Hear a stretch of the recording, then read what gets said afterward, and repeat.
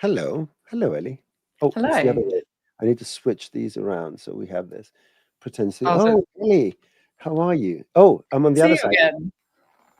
Oh no, we need to work something out. We Wait, can't. am I the wrong way?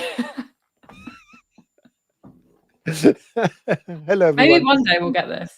We'll get it. Yes, at some point. At some point. So let's see who's here. Dances, 4Ps, Bato, Ellie, of course, you're here. Ashi, Anand, everyone's here. How's everyone? Everyone good? Are we audible? Can you hear us? I hope so. Yeah, hopefully. Let's see. First. Yeah, Anand XP, you were first on one of the three channels we are streaming. So I have to say you were not first. Okay. Um, Dash Hound, Dash Hound Wolf, something like that. Hello, guys. You can hear us. Thank you very much. We cannot hear you, but we can read you. So the second week of the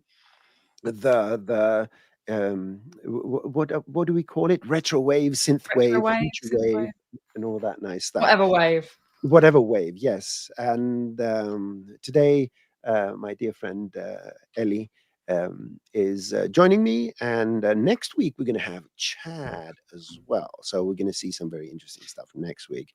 But I bet everyone's going to be around for next week as well.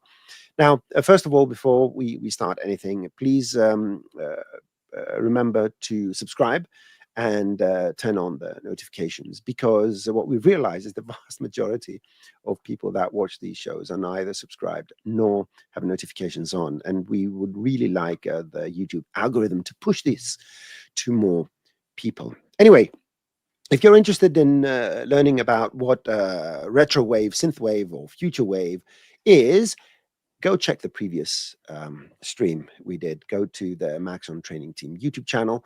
I'm going to post some links to everything at the end of the show. I'm going to do some housekeeping at the end, so we can jump directly to Ellie's presentation. And I think Ellie is going to show us some cool neon effects. So, Ellie, I am. the floor is yours. And oh, what I'm going to do, as usual, I'm going to put our faces there because this is a beautiful image. We're going to take a nice little Oh, the selfie. smile. Yeah, it's a selfie time so that we can get a nice little thumbnail for the series. So let's all look at the camera, give it the best smile. 3, 2, 1. Excellent, because our very good friend and colleague and mentor, Dr. Sassy, uses these to create the thumbnails for the series. So, Ellie, you have the floor. I'm going to remove our beautiful faces from the screen so people can see your work in its full glory. Thanks, Thanasis. Yeah, hi everyone. How we doing? So, like Thanasis just said, I thought I'd take over a good chunk of today's stream and talk about some how to create neon signs. And I know the theme is retrowave, so we'll talk about how we can create neon signs that would be specific for that. You know, it would be quick, it will be easy, it will be done in a material perhaps. But there are other ways to create neon signs that could be, if we're looking for more realism, perhaps. And I thought, why not, take advantage of my own time and, hijack it and go through a few different steps that we can do for neon signs, whether it's emission, incandescent, mesh lights. And it's something I talk a lot about, but I never actually talk about the details, or I never talk about the pros and cons of these different things. So why not? That's what we're going to be doing today. So we've got this shot here, and actually is just, I would love to say that I modeled this myself, but it's actually from the Grayscale Gorilla studio, which we're fortunate to have access to at Maxon. And yeah, it's just this really cool little neon tube here in the shape of a heart, because I thought it was nice and cute, because, we love our community. And yeah, I thought I'd focus on actually creating the neon aspect of it. So like we said, there's a couple of different setups here. So we'll just dive straight into it. And yeah, what should we do first? So let's just steal this one and let's turn off a few things. Here we go. This is what we have so far. And this is also, let me just go into my camera, switch that off because you don't want to have anything additional here come into play with our lighting. So we just have a dome light, an area light, a camera, and this lovely little setup here. So how would we start to look at creating some type of neon sign? Well, like I said, we've got a few different methods that we're going to go through. And the first one is actually just looking at an emissive material. And it's probably the nicest and the easiest way of setting this up. And so what we could do, so this is our outer tube. And so what we can do is we could actually just remove that glass material that we put on there. And instead, we can create a new material. And I'm actually not going to double click. And so double click will get me the standard surface material. But those of you sort of, keen Redshift fans like me will know that we recently introduced a different type of shader. And this is the open PBR shader, which is more universal if you're used to other renderers. And it actually has slightly updated layering and slightly updated emission. So I thought I'd take advantage of this. So we're just going to throw this on our tube here. We can now see we have this default material here. And you know what? I don't even need to go into my node editor. We can come down, and if I wanted to turn this into an emissive material, inside of our base properties, we can just swap those down. We come into emission, and we have luminance, and we have color. And so, because it's a nice heart, we're going to do it all nice and girly and pink for everyone. So let me choose my emission color. And then we have our luminance here. And so as I start to increase my luminance, we'll be able to see if I just switch off the base. And if I also switch off my specular, why am I not seeing anything? That's not really what I was hoping for. Let me go into here. Let's go really high. So it's slightly different. So luminance is slightly different to the previous method, which is, oh God, what's it in intensity, which is in nits. And so what we need to do is we need to go much higher in our luminance to be able to actually start to see some of that neon sort of intensity. So let's maybe go to 1,000, and we can now see that we're starting to get some type of emission here. Maybe we can go a little bit lighter and brighter with this color. So maybe we'll go even higher than that. And then now we can start to see, okay, cool. It's starting to look like this correct type of emission within here just by increasing that luminance to a lot higher. We even get this nice little reflection going on. So this is one way of doing it in our emissive material. And within my Redshift camera, this is something that Thanasis spoke about last week, talking about our post effects. And the bloom post effect is really going to help intensify our emission. And it's going to help with our glows. And so this is going to be a thing that we use on all 4 of the setups that we look at. So if we just override this, our threshold value becomes the threshold of that light intensity. So as we can see, as we have a higher threshold, we're kind of clamping that and we're not able to see any of that glow or bloom on our lights. And as we kind of come down and down and down, we can see that we start to get this emission. And then our softness, again, allows us to create this additional outside area. So we can go higher and higher and higher. And it almost works again as sort of intensifying that glow. And then we have an intensity slider as well, which can work for the overall intensity of that bloom. And so I'm going to talk about the pros and cons of each of these. So instead of just showing you 4 ways of doing the same thing, I thought I'd give pros and cons for each of them.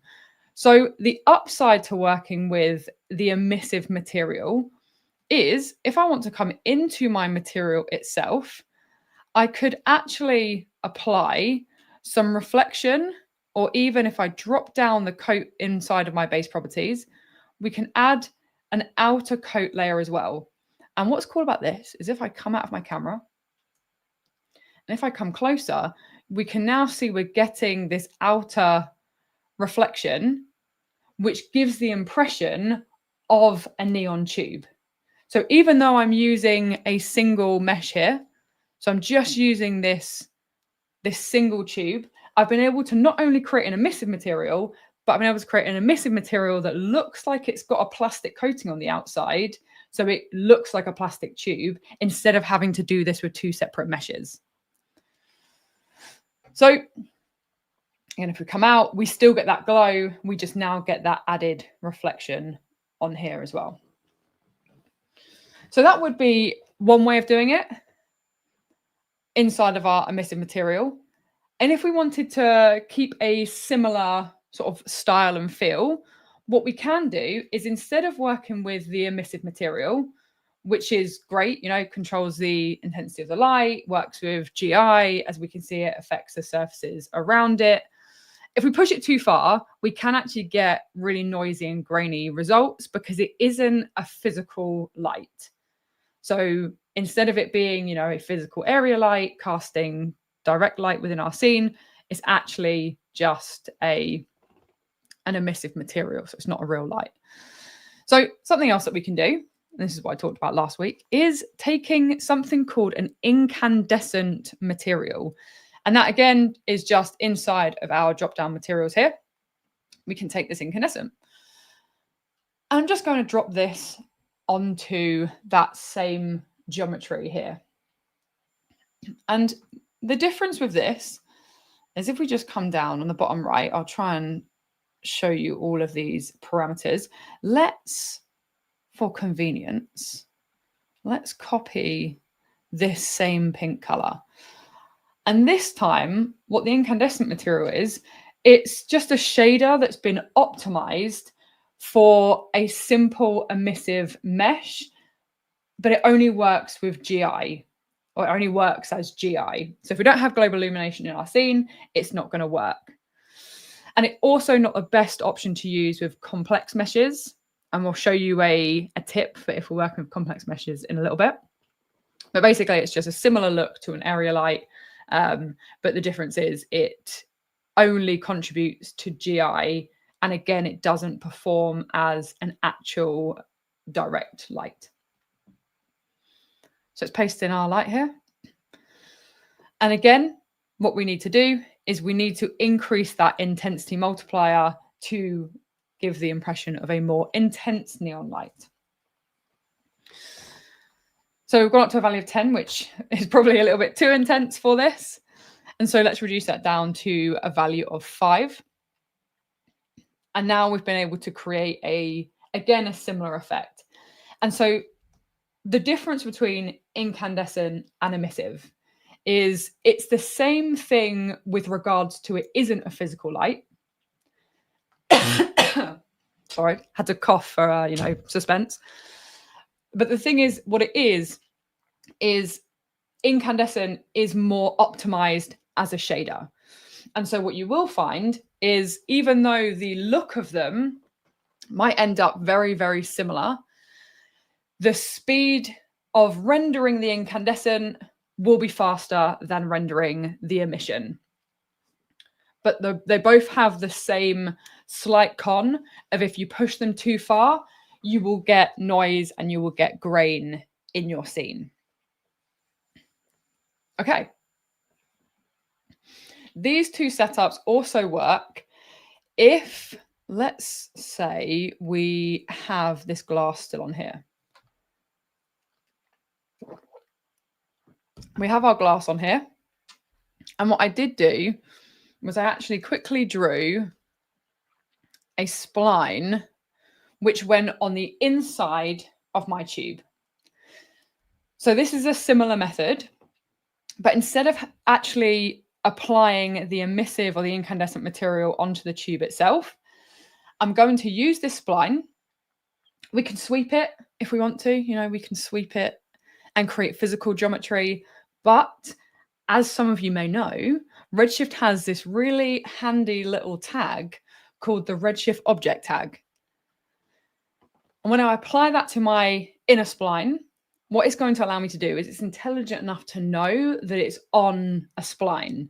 And so it gives me this curve option within the tag.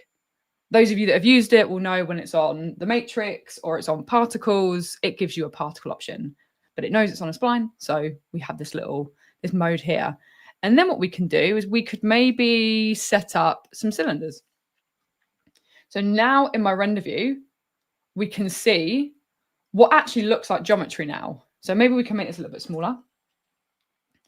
So this is on the inside of my tube now. And now we can do all the same stuff that we just looked at. We can drop on our PBR emissive material, which now probably doesn't need the coat, because this is actually acting as just the inner light, or we could throw on our incandescent. Let's throw it on there. And now we can see we have that plastic tubing on the outside and we have that neon light on the inside. And then what will happen, because it is within our volume and we're using that open PBR, the intensity of it will actually be affected by the layers and the geometry over the top, as it would be in the real world. If you have, you know, this neon intense glow surrounded by a glass volume, it will be less intense than if that glass volume wasn't there. And this is, again, you know, I just drew that spline with the spline pen. As you can see here, I'm not very neat and tidy with my drawings, but as long as you have these nice rounded points, it's going to give you roughly the right kind of shape here that you can convert into geometry. Okay, so those are the first two setups. Now let's take a look at a third option, which is something that I talked about. I think I talked about it last week. Using an actual physical light as your light source. And so the way that we can do that is I'm just going to use this tube mesh. And so I could create an additional mesh on the inside if we wanted it to look like that previous setup with the light on the inside of this glass tube, then we'd want to do that. But for speeds for the stream, I'm just going to do this on this actual one. And the important thing with this setup is we need to have geometry. And I mean actual geometry in my scene. I don't mean a spline with the Redshift object tag. It has to be physical geometry that we can use. And for this setup, what it will be is within my lights, so within my lights here, we can take an area light. An area light is a physical light within my scene. And within my area light, under object, what we're able to do is, let me just scroll down here. We have the shape of our area light. And so within here, those of you that have played around with your lights before will know you have things like rectangle, disc, sphere, cylinder. And as of only a few releases ago, we actually updated the mesh light. So if I take the mesh light, we can see nothing happens, but we do get this new mesh light box. So this is asking for the object, the surface, the geometry that we want to convert this light into. And so as we said, this tube is going to become that light, and everything goes a little bit wild, and we can see what looks like the light, but actually what this is it's the light being cast within the reflection. So we're not actually seeing the light itself.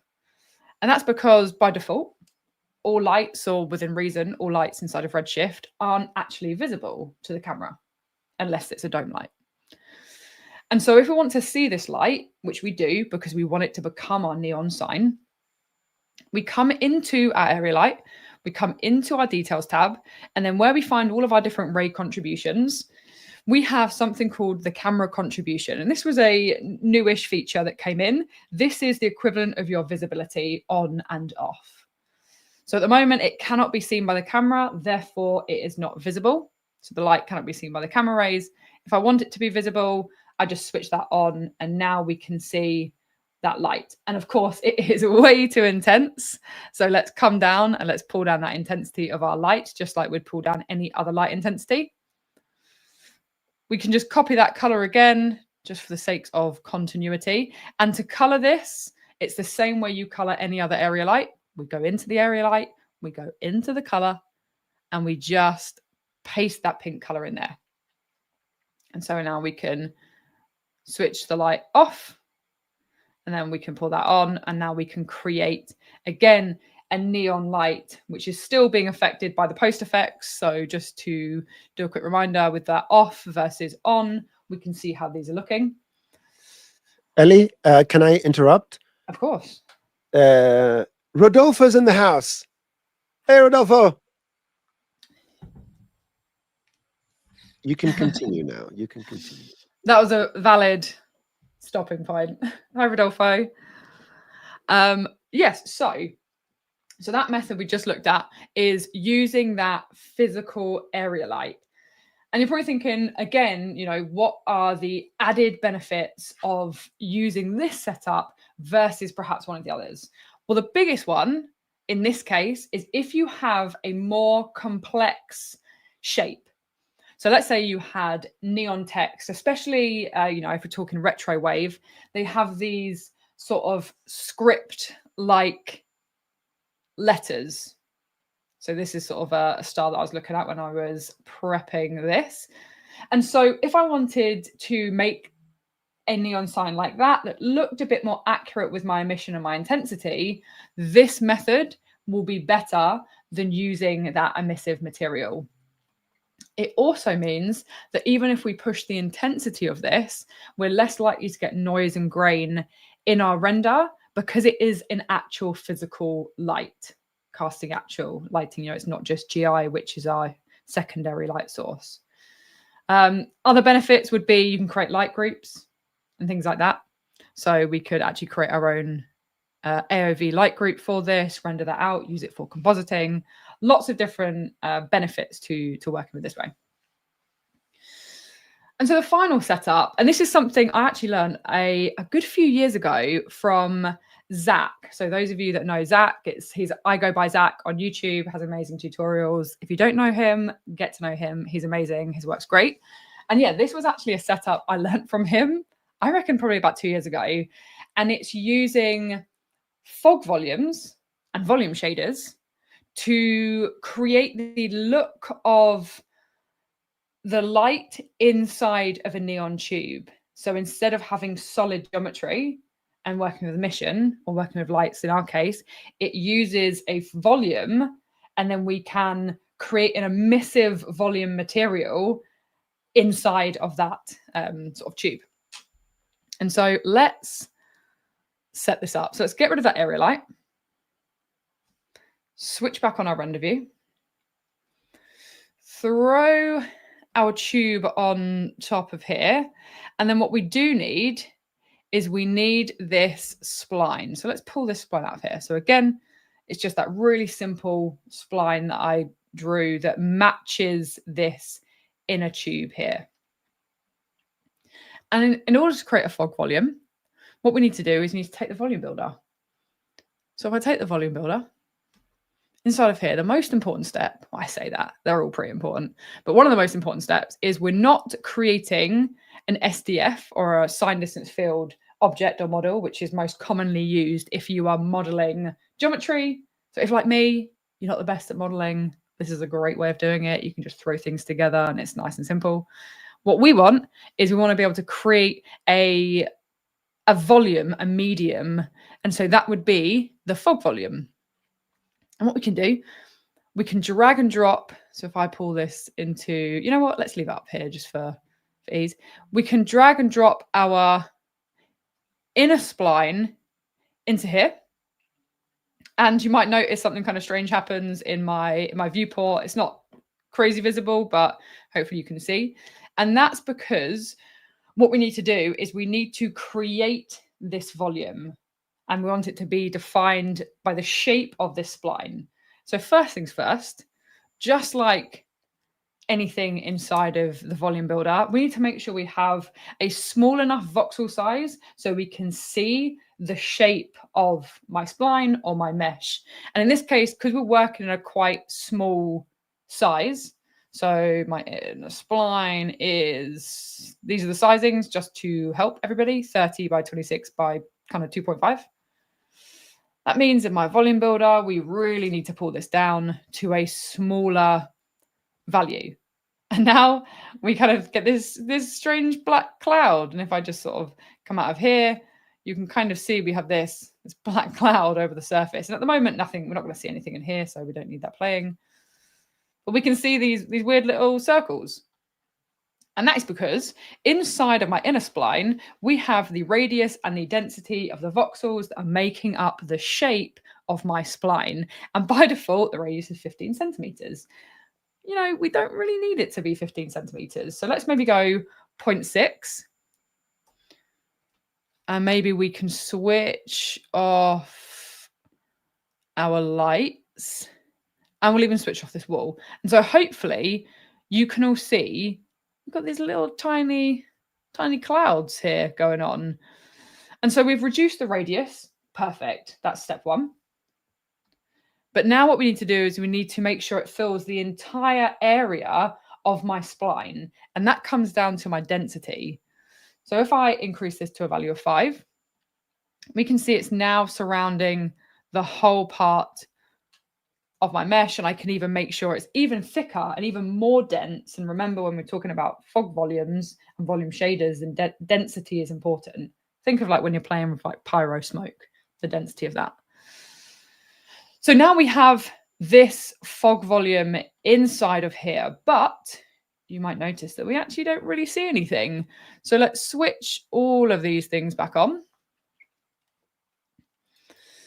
And what we want to do is we actually now need to combine this fog volume with the volume shader. And this is going to be a couple of steps. So again, we're going to come into our materials, and we can use pretty much any of these. It's all kind of like similar setups. It's just what you have to do inside of it will allow you to connect it to the volume builder. So I'm going to use a standard volume because it's the newest version, which means it's likely the most optimized version. So I'm going to take the standard volume here. And then what we want to do on our standard volume, we'll drop that on my volume builder. And again, we don't see anything. And that's okay. That's fine. That's what we expected. But if we go into our standard volume, and this is a setup, standard volume node output. And inside the volume, the channels, the channel for the volume and the channel for the emission, this is where we have to tell Cinema 4D, okay, what channels are we looking at? And what I mean by that is things like your density, things like your emission that you can export from things like Pyro, Embergen, all the different types of plugins that create fire and smoke.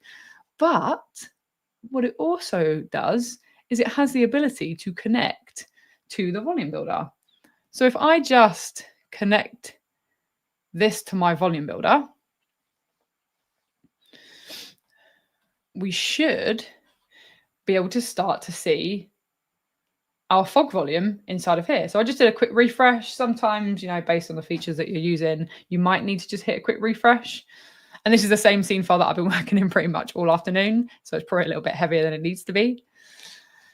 And so if I wanted to color this inside of the standard volume, we have the emission channel. We have the ability to create some emission color.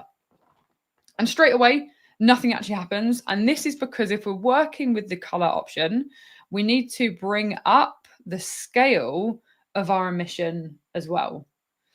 And so now we can see as we bring up the scale, we're increasing effectively the intensity of our emission in here. And again, it just creates a slightly different look and a slightly different feel in comparison to things like emission or incandescence or that mesh light. And what we can even do, so an extra little thing, if you did want to add some, slight randomness to this, inside our filter layers or our additional layers within our volume builder, so this is within my volume builder, just click that, then inside of here, we have a bunch of different layers that we can use to, smooth out our fog. We can show and hide certain areas. We can invert it. We can do a range map, so we can clamp certain levels if we want to. If I grab a fog multiply, if we multiply something by -1 or even 0, it disappears. So we've kind of removed all of our fog now, right? But then what we can do is we can bring some of it back just by using a shader field and a noise. And so now we can see it almost looks like our poor neon sign is, struggling, its battery's running out, someone needs to, charge this poor thing up. And that's because what the noise is doing between the white and the black and the grayscale areas, it's multiplying some aspects of my fog volume by 0. Therefore, it is removing some of those parts, and it's removing some of that intensity and that emission and that density of my fog volume. We could increase the contrast, so we get some areas that are, basically entirely disappeared, some areas that are really still bright and intense. And if we don't want them to be completely removed, instead we can multiply them by 0.5, so they just look like they're fading away a little bit based on our noise, and we still get those nice intense areas. And again, if we're talking about compositing and AOVs, what we can do in my AOV manager, if I wanted to export this or render this out as a pass, because it is a fog volume, we have all of our volume, emission, tint, lighting options that we could then create as a render pass within compositing as well. And before I ask if there's any questions, or before I hand over to Thanasis, this is the final sort of aspect that I want to talk about. And so all of these renders were done without that glass tube on top. This is only looking at those 4 methods by adding the mesh light to the tube geometry, adding the emissive material to the tube geometry, adding the incandescent material to the tube geometry, and then using that same tube geometry as our fog volume. So none of these were rendered with that glass, which is why some of them, perhaps especially the volume one, looks a little bit strange, because we probably would want that outer tube and that outer reflection to make this one look a little bit better. What you will notice though is where they may be relatively similar in look, some of them do actually vary in render times. So like we said, that incandescent is optimized. The mesh light is real directional lighting, therefore it will take a little bit longer. And as we know, things like volumetrics just do take a little bit longer to render in your scene. So, the look of what you're creating versus the amount of time it takes to set up versus render times are things that, you might want to consider when looking at volumes and neon lights and emission and stuff like that. Did we have any questions on that? Kind of flew through. There were no questions.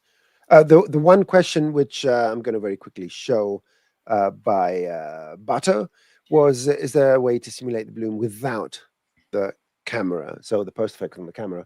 Unless I misunderstood the question, let me quickly.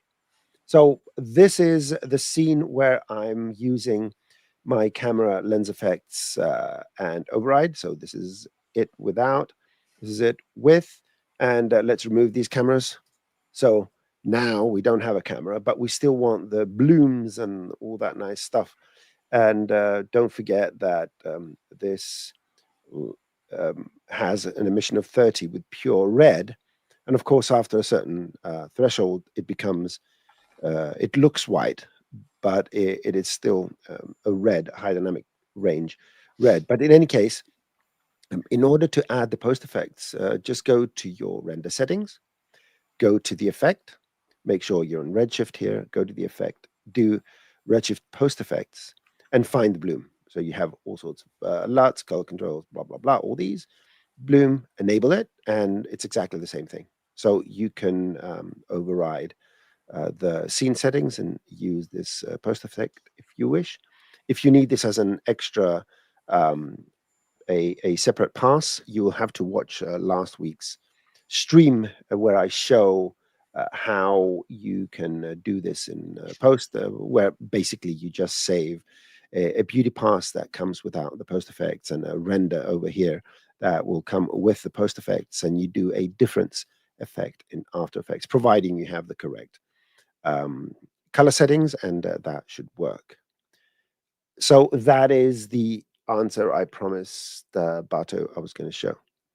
Now, let me just revert this. A couple of things I would like to say just to make sure that everything is clear about the neon and all that nice stuff.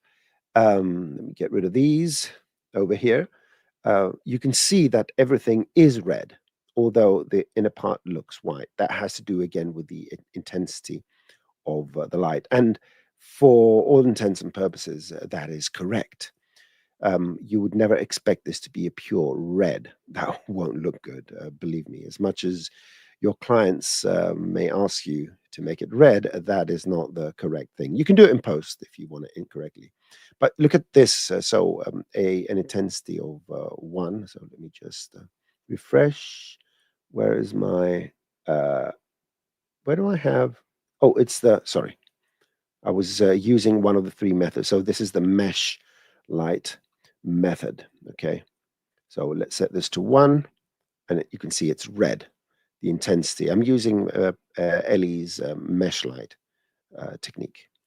And the more this increases, it goes into the higher wavelengths. And at some point, it's going to become white. All while the threshold is going to kick in because now I have the bloom threshold. Now, the reason I'm saying this is I want to very quickly explain what the threshold is. The number you see here, it's not absolute, but it's close to this number here. So if the intensity is 1, then if you go to the camera, in order to get any bloom, you have to be under 1. Let's see, here we are, 1, let's go 0.5. Let's go 0.1. Let's see if this is going to give us anything. 0.001. Well, no, we're not getting enough. But because there's not much intensity here. But for what it's worth, the bloom effects require a number that is when this number is exceeded in terms of the luminance of whatever is creating the lighting, that's when the bloom is going to appear. So that's why if you go here, 1, there's nothing. You can see if you go, let's say 3 now, it's adding a bit of that. Let's go 5, and you're going to start seeing this. And then if you go over here and you say, okay, anything that is above 4, there's an ever so slight amount of bloom here, very little. So that's what you need to remember for any surface that's lit with a certain amount of intensity, whether that is direct lighting or indirect lighting. If you want to see that value, let's go and render that frame. I'm just going to render this frame just in case there's something you're not all aware of. So in the picture viewer, if you press Control, you can see that over here, just look down here. So these are the RGB values, the X and Y of where the mouse is when you move it around, and the percentages in red, green, and blue in terms of lighting. Okay, this is 100%, 100%, 100% is white. This, look at the value, it's 306 red value. So that is 3 times as much as your white color. So it's 3 times as bright as normal white. And then it has a 35% green and 10% blue. But in any case, anything that is above 1 here or above 100% here, that is a color in the high dynamic range. And that you can't see it on a standard screen, but all the calculations can actually use those numbers to create really beautiful effects. I don't know if we have any question about that. Nope, I don't see any questions. So let me continue with the stuff I actually wanted to know. And I was playing around while Elly was showing you that stuff. I was playing around with volumes and all that. So thank you, Elly. Now, before I go into the Chrome, I do want to show you, because we did promise to show some Toon stuff. And I'm going to show you some very simple things about Toon stuffs, okay? So what is this scene here? What is this scene? This scene is a sphere, and I have a simple material, just a black and white material with no reflection or anything, just a white material. This is my control material. I want to show you something. That's why I generated it. I created it. And this is a very simple a Toon material. So if you go and you type Toon, you're going to get the Toon material. And you connect it to your output where the surface is, okay? So that is if you want to do some Toon shading. And in the tone map, in this tone map, you can add a ramp, you can add a half tone, sorry, a half tone, so a tone map pattern, and so forth. And this will allow your render to create various shapes. You can also put a ramp. So I'm going to stick with the ramp. You take your ramp. I went to the presets and I loaded this one. That's the pattern 3. And I'm going to, and I've added just a bit of gray here. This little thing here didn't exist. I added a gray color because I want to show you how things work. And I'm putting it in the tone map. That's it. I didn't do anything else. So let's close this. Let me turn on the IPR. Now here we have a point light. Point light does not have any area. It's just your standard point lights. Now, why is it doing this? You know, if you're wondering, so why is my gradient? Remember, this is a gradient. Okay, this is your UV tile, and this is your gradient. And at the top, on the right-hand side, so a gradient goes from black to white, from left to right. The value is from 0 to 1. Right? This is the general concept. So what the tone map is going to do with its input, it's going to map the lightness amount of 1. So if I put this black and white material, that's why I created it. Here, we have a value of approximately 1 because the light is over here. And as the sphere is rounded, it gradiates all the way to black. So the only thing I want you to think about for a few seconds is that white is here, so 1 is here, and black, 0 is here. And then think of 1 is here, and 0 is here. Therefore, through the tone map, if the lighting amount is correct, you should get your gradient going from value 1 of lightness to value 0 of lightness. And that is exactly how your gradient is going to map to whatever your shape is.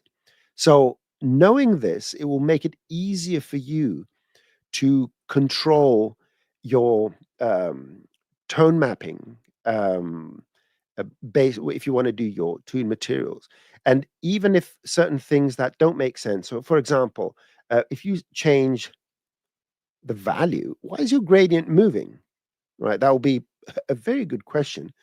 Well, it's moving because the amount of color you have here is not white, it's 50%. And if it's 50%, it's only going to grab the gradient from approximately the middle, which is around here, and show you the rest of it. So knowing this just makes it a bit easier for you to work with your halftones. And the same thing happens when you exceed the white, because all this now is burnt out. This is overexposed. All this is white, and I can always go and remove my reflection to make it less confusing. So with area lights, it's just the same principle. So let's go to the area light. But because the area light has different intensities and all that nice stuff, and you'll see that you get pretty much an equivalent effect, but there's a different kind of gradation here because of the area light being a wider source of light. So let's go 300 here. Come on, what's happening here? Oh yeah, I don't have any decay. Let's put on quadratic decay, and you can see my gradient now is sort of diffused over this surface and creates this odd gradation. And that's because this has a shape. This is sampling an area light. You have to think of it as a matrix of many, many, many, many, many, many small lights. Each light creates one sample. So that's why we're getting this fuzzy area. The smaller the area light, the less fuzzy it's going to become. All right. So, and that is basically the principle.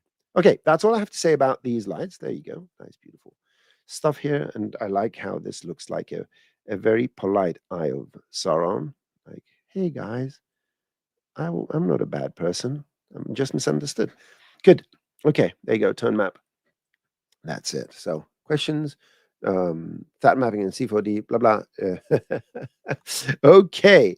So I want to show you Chrome, because why not? Now, this is real-time shading here.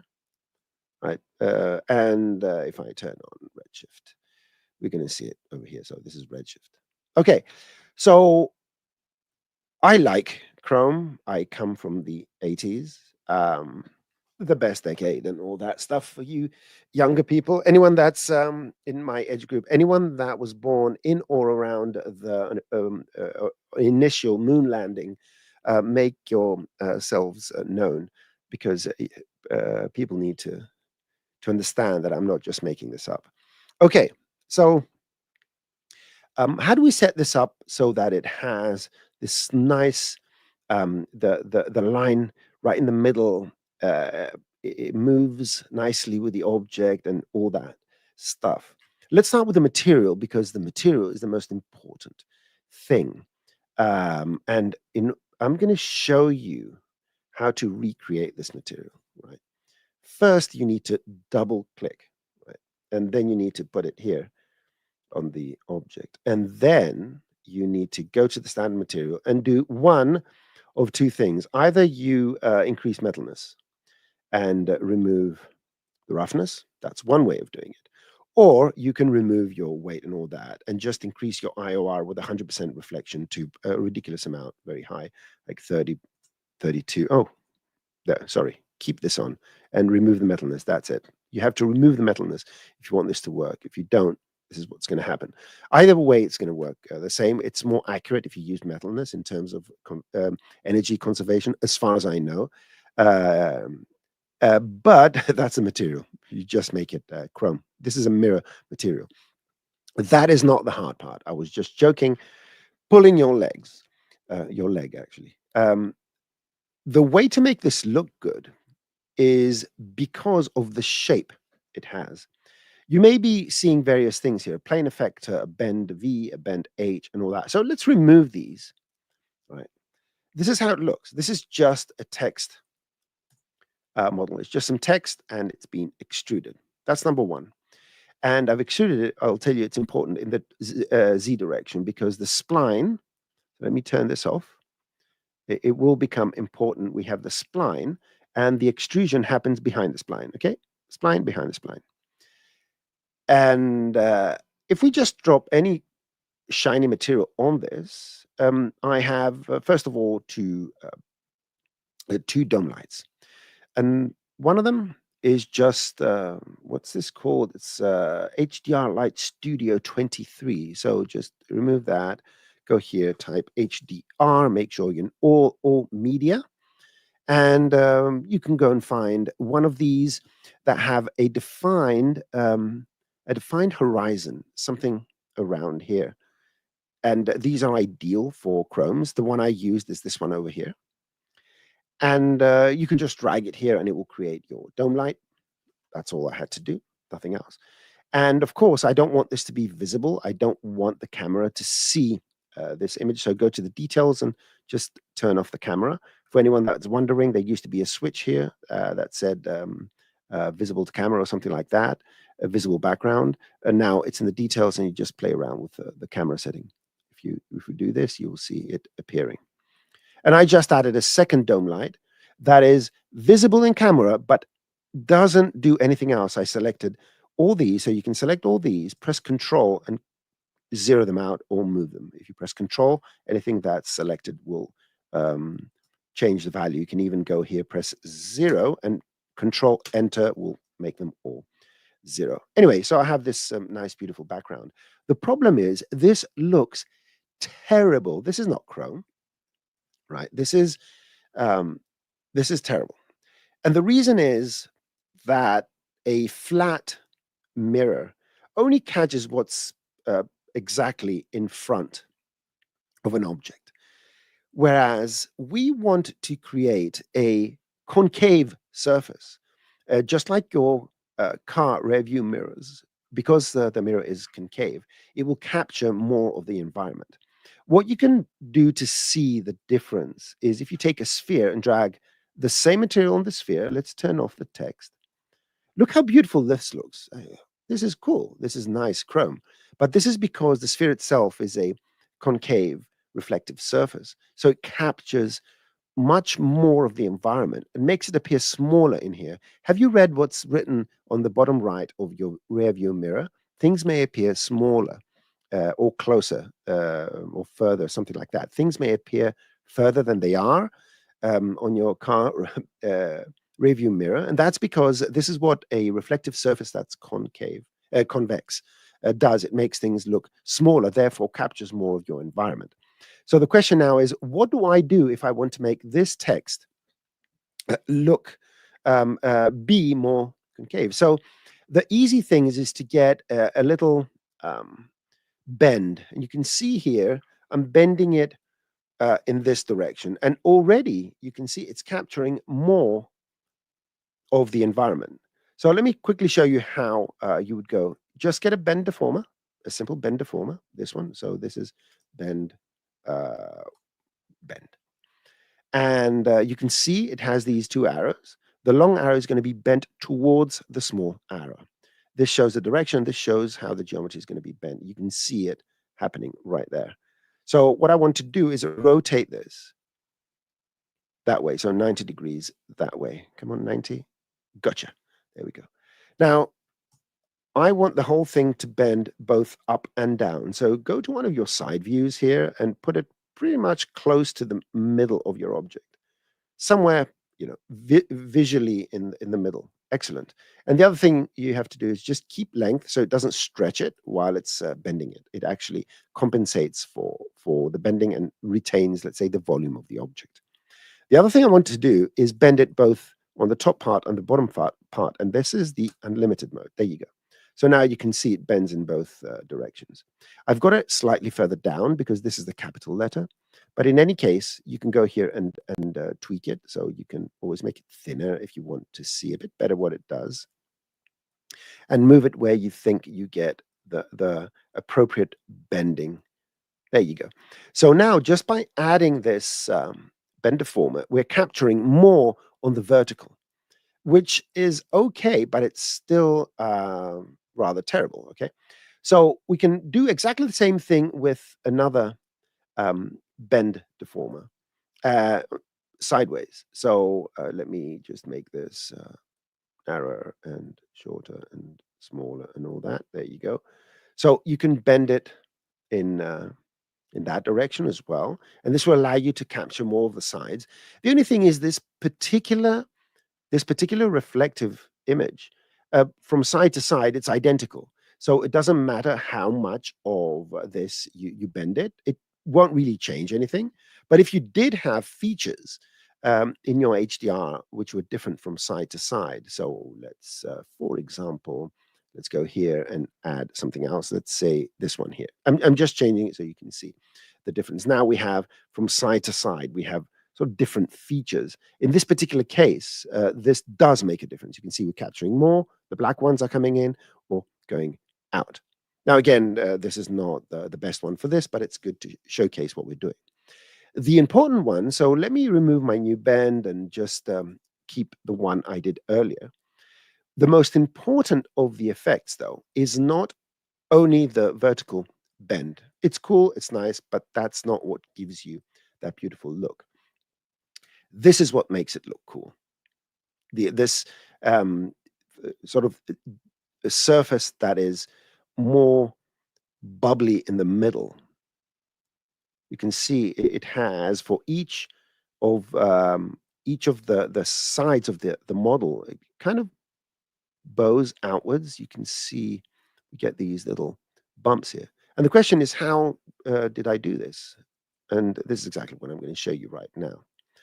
So let's turn this off.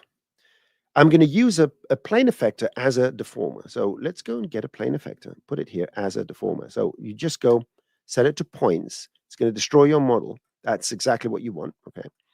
And go to the parameter and set the movement to Z. So I'm going to put this at 0, and let's put this at 5, okay?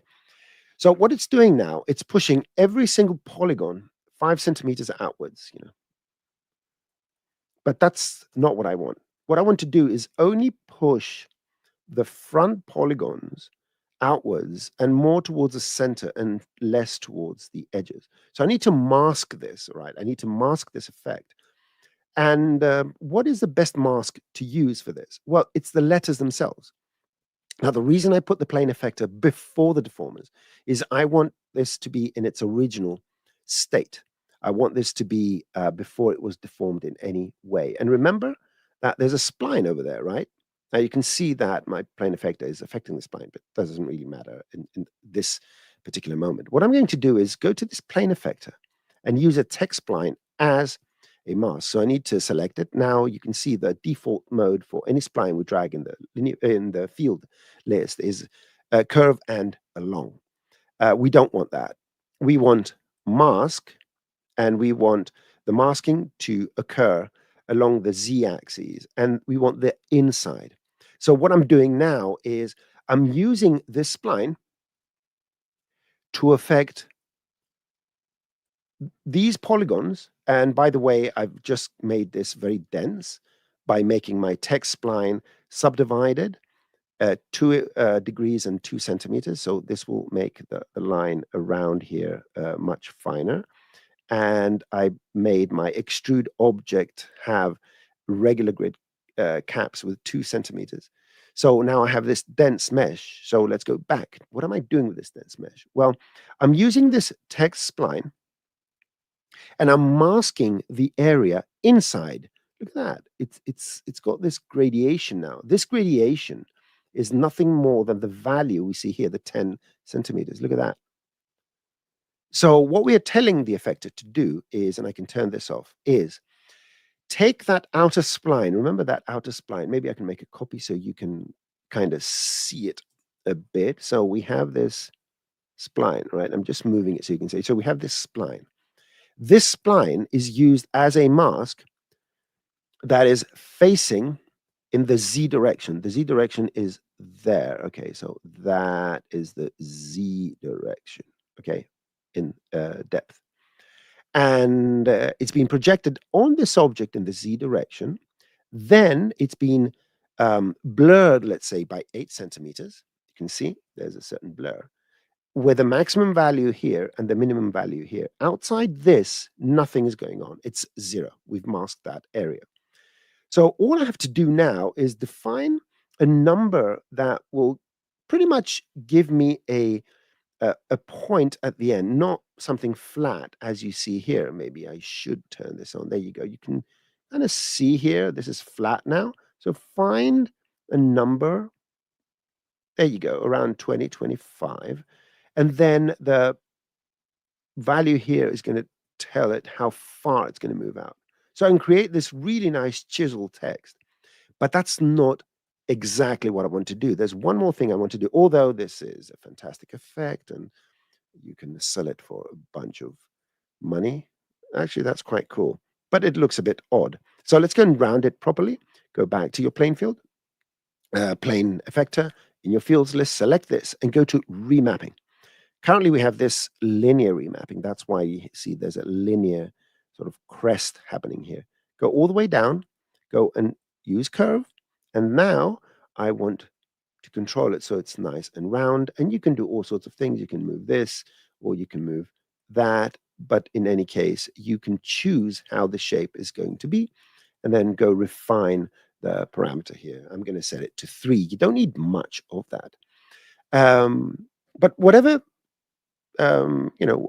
whatever happened, this is pretty much the technique. And it's now just up to you to, did I do the spline opposite? I think I did an opposite spline. It's kind of peaky up here. But anyway, let me see what kind of spline did I use here. And it's fields. There you go. This is the spline I used here. And this is the spline I used here. Excellent. So let me fix this. Go here, do this. Whoop. There you go. Make sure you bring it slightly in, slightly, not too much. And there we go. So, well, something like that. Apparently, I got my my numbers better with that one.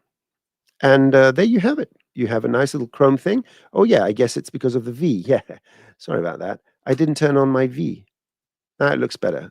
So both of these are very important to make your chrome look better. So it's the funny thing about this is that everyone expects the whole chrome thing to be about materials, where in fact it's more about the shapes rather than the materials. The material is a very important thing, but you won't make this look as good as you want it if you only rely on materials, because they will not give you this ability of capturing so much of your environment.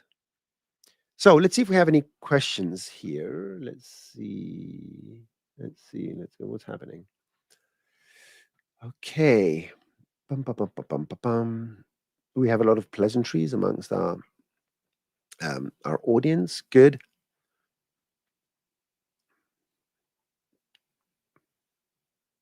Oh, Sharon, is everything okay down in Texas? Are you getting bad weather? Here last week it was 30 degrees Celsius. That's a lot of degrees in Fahrenheit. It's the temperature I like in Fahrenheit. And suddenly we woke up the other day and it was like 5 Celsius. Like what? It's yeah, it changed from summer to fall in a week. I hate that. I need the heat. I'm Greek. Good. Rain and heat. I love that. I need to move to Texas. We'll have a chat about moving to Texas at some point. Okay.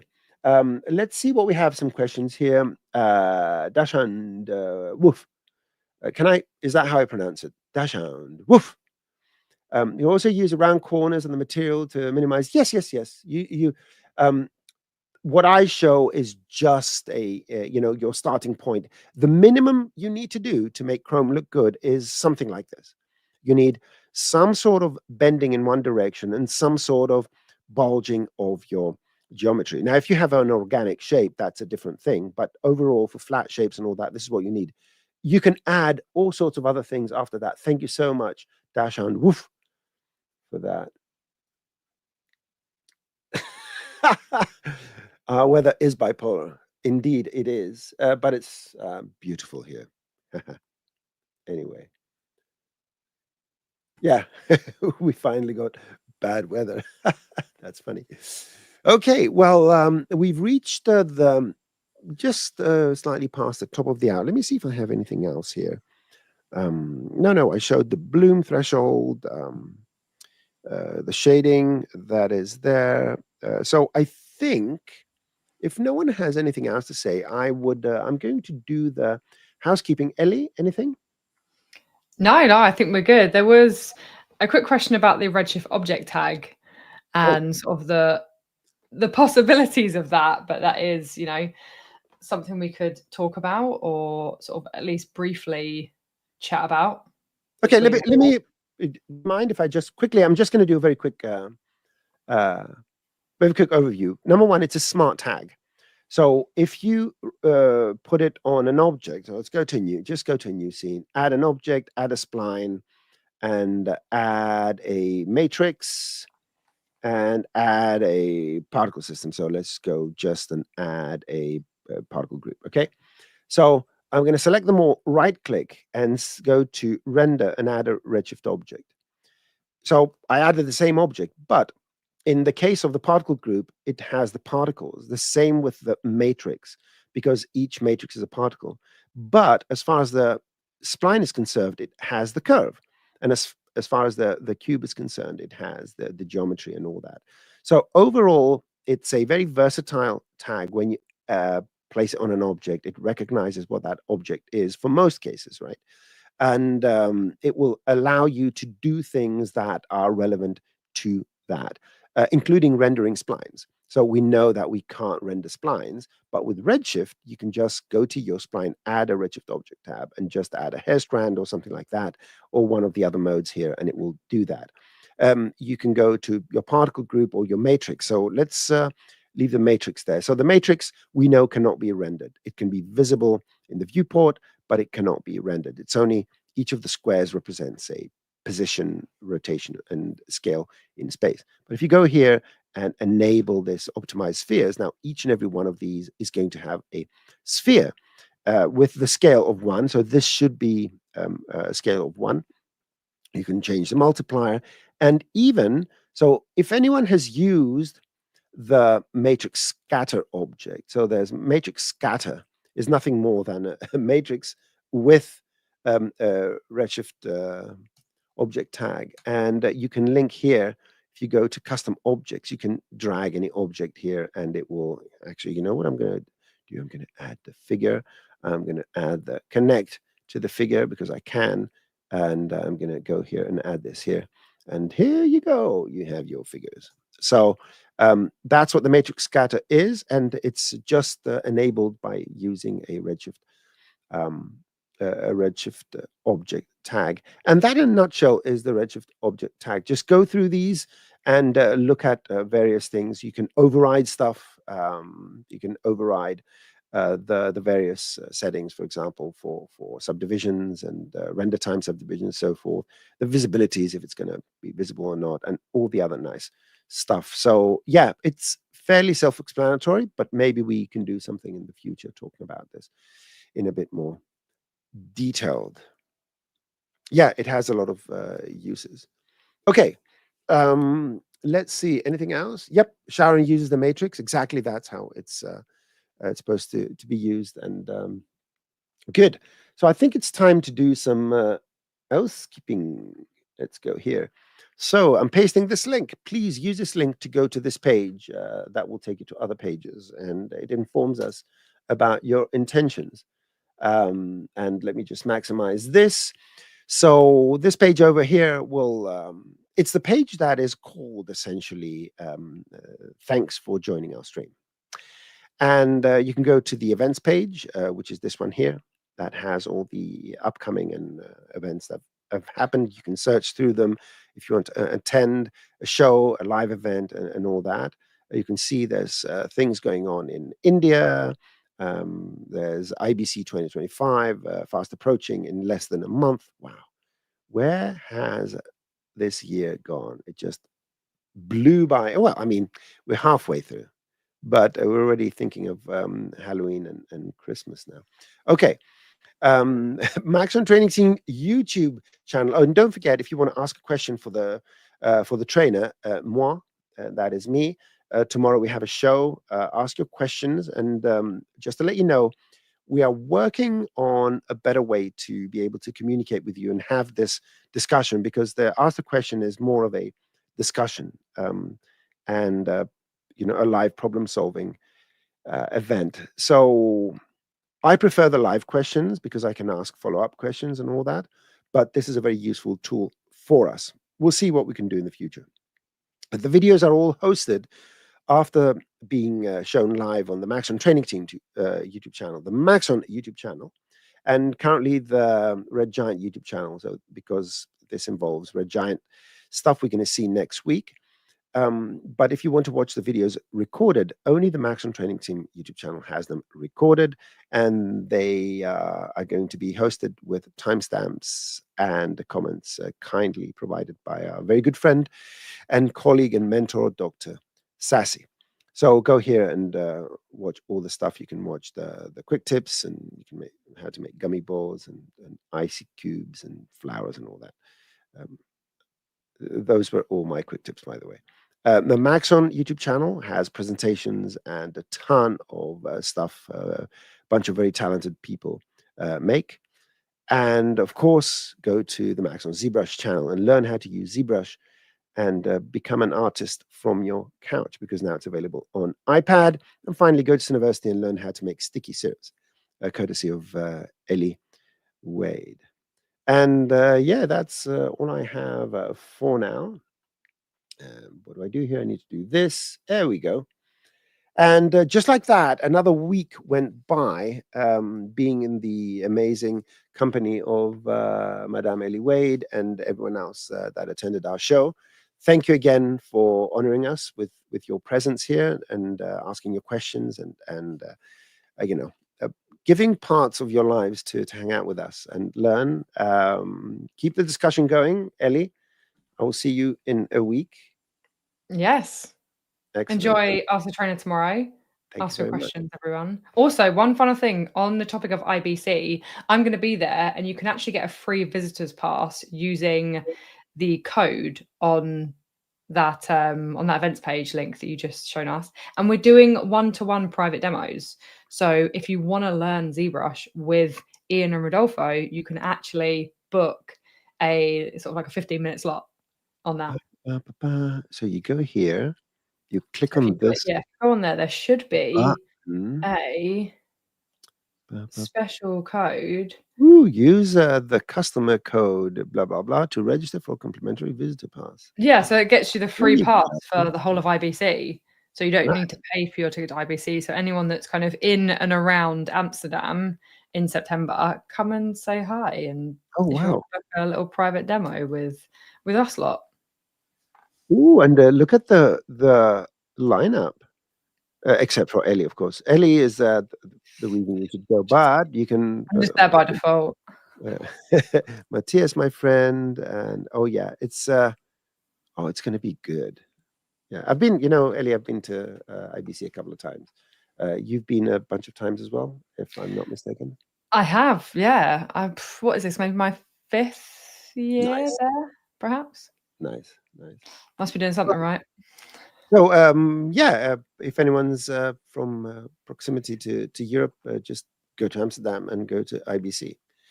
And that said, I need to press a couple of buttons now and say goodbye to everyone. There's a QR code, which I don't know where it leads, but hey, what's the worst that can happen? We can find out.